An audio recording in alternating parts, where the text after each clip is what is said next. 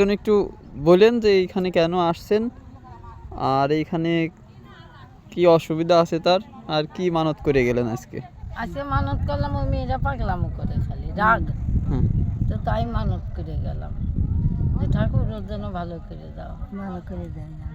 আচ্ছা, এই যে এইখানে যে মানত হয় এটা কি আগে জানতেন? না না, এই না জানি তাই। কবে থেকে কিভাবে শুনলেন এখানে কি হয়? এই যে আজ 10-12 দিন আগে শুনেছি, এই আসবো আসবো করে আসা হয় না, তাই আর কি। কি শুনছিলেন প্রথমে?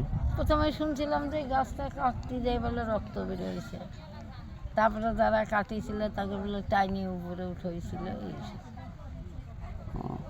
আচ্ছা, এই জায়গা যে মানত দিচ্ছে সবাই, মানে এইটা জানছেন কবে? এই যে 10-12 দিন আগে জানছি, আমাকে ছেলেরা সব।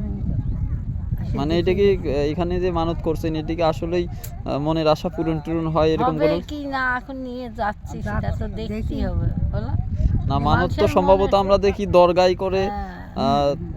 বিশেষ কোনো স্থানে করে, এরকম ফাঁকা মাটি একটা গাছের পিছনে ওই নিচেই। শুনেছি যে গাছে কথা বলতেছে, যারা বলে কাটতে আইছে তাদের বলিছে যে তোমরা গাছ কাটে না, ওরা তাও কাটিছে, কাটলি পরে বলে রক্ত বেরোইছে। এখানে কি কি মানত করছেন আপনি, মানে কি কি দিছেন? কিছুই দিইনি, কেবল আজকে আসছি। ও, মানে এমনি যে মিষ্টি মিষ্টি কোনো টাকা না, পয়সা কি না, দিছেন? 20 টাকা দিছি। তা আজকে আসছি যে মেয়েটা পাগলাম করে, বুবা মানুষ যদি কোনো উপকার পাই, মেয়েটা প্রতিবন্ধী। এটা কি সবাই এখানে আসতেছে সেই দেখাতে কি আসছেন নাকি আপনারা নিজের থেকে আমরা আসছেন? শুনিয়ে আসছি।